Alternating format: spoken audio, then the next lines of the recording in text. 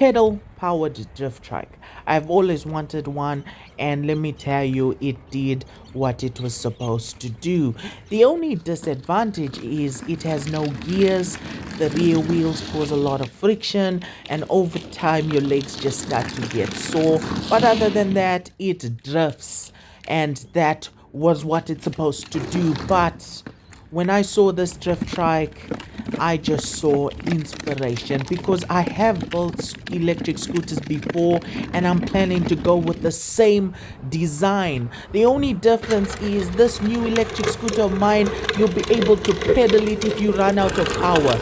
I'm going to be stealing the electric motor off my two-wheel drive beast and transferring it to the new machine, this pedal powered machine.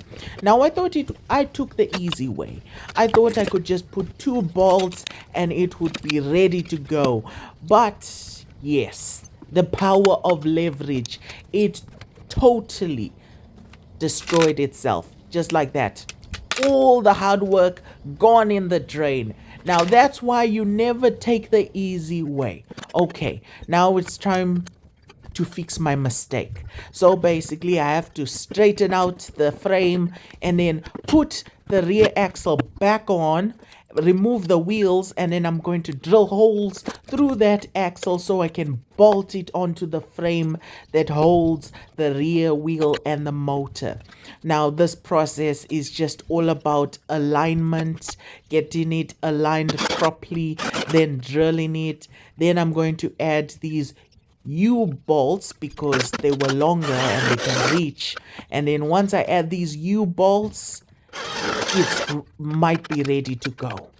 Alright, so now the only problem is you just have to align the U-bolts, which is also a process of its own. But once they're aligned, now I can align it with the rear frame and then I can bolt it together, which is an easy process. Now it's about to come to its completion. Now I just have to bolt these 4 bolts. Now, as you can see, it's taking my weight, which means it's a success. Now I just have to wire the electric throttle to the handlebars. Now I just have to put the grip back on, make sure everything is aligned, and then I have to zip tie the throttle wires in place so it doesn't move around, and so it's secure, and so nothing touches it, because if the throttle wire breaks, I'm stranded. No one's coming to rescue me. Wait, I have pedal power, which is pretty cool, because the biggest problem I always have is if you run out of power, what are you going to do? But now I can pedal myself home and ride in style.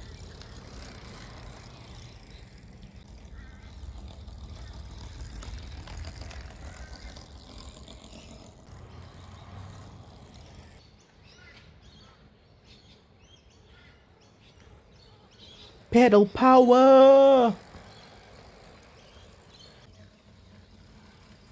Electric motor power!